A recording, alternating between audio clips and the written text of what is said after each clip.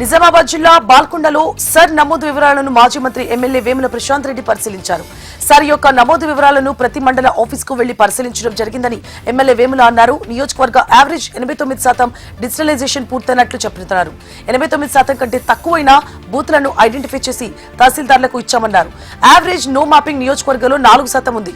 కొన్ని బూతుల్లో మ్యాప్ కాని ఓట్లు బయటపడ్డాయి.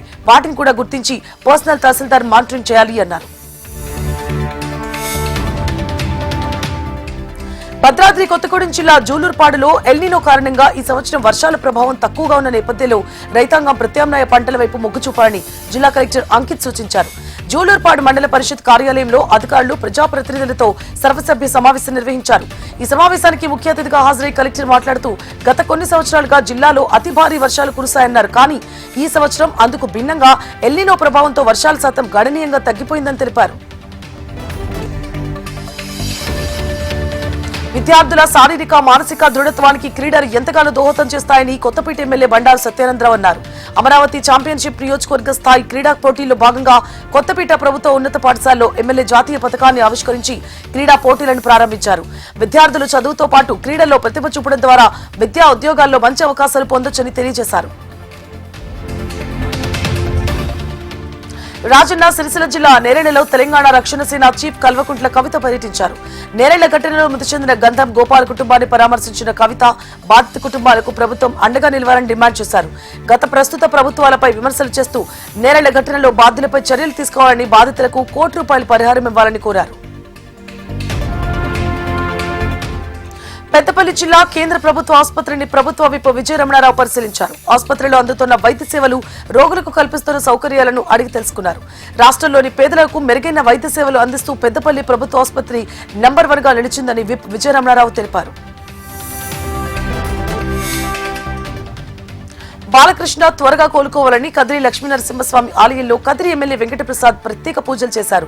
బాలకృష్ణ షూటింగ్ సందర్భంగా గాయపడి చికిత్స పొందుతున్న నేపథ్యంలో ఆయనకు సంపూర్ణ ఆరోగ్యంతో కోలుకోవాలని పూజలు చేశారు.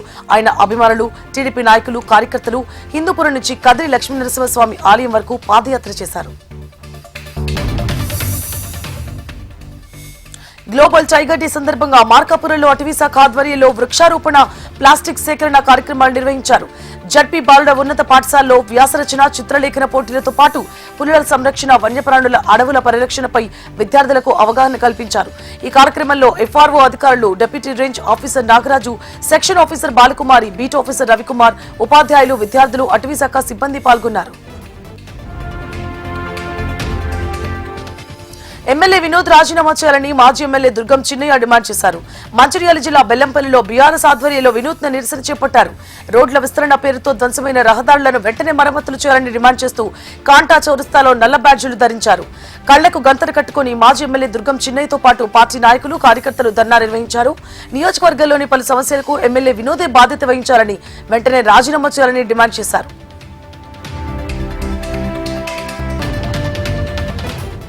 కామారెడ్డి జిల్లా బాన్సువాడ మాతృ శిశు ఆసుపత్రిలో ఇటీవల జరిగిన 5 బాధితులకు సిజేరియన్ చేయగా వారు అస్వస్థకు గురైన ఘటనలో అధికారులు విచారణ చేపట్టారు. ఘటనకు బాధ్యులైన 2 స్టాఫ్ నర్సులను సస్పెండ్ చేస్తూ మత్తు డాక్టర్ను తొలగిస్తూ అధికారులు ఉత్తర్వులు జారీ చేశారు. 5 బాధితుల్లో 2 కోలుకోగా వారిని డిశ్చార్జ్ చేశారు. మరో 3 నిమ్స్ ఆసుపత్రిలోనే చికిత్స పొందుతున్నారు. నిర్మల్ జిల్లా కడెం ప్రాజెక్టు కురుస్తున్న వర్షానికి కడెం ప్రాజెక్టులోకి వరద నీరు చేరుతోంది. ప్రాజెక్టు అధికారులు సూచనలు జారీ చేసింది. కురుస్తున్న వర్షానికి ప్రాజెక్టులోకి భారీగా వరద నీరు వచ్చే అవకాశం ఉన్నందున రైతులు, గొర్రెల కాపరులు, ప్రాజెక్టు దిగువ ప్రాంత ప్రజలు అప్రమత్తంగా ఉండాలని హెచ్చరికలు జారీ చేసింది.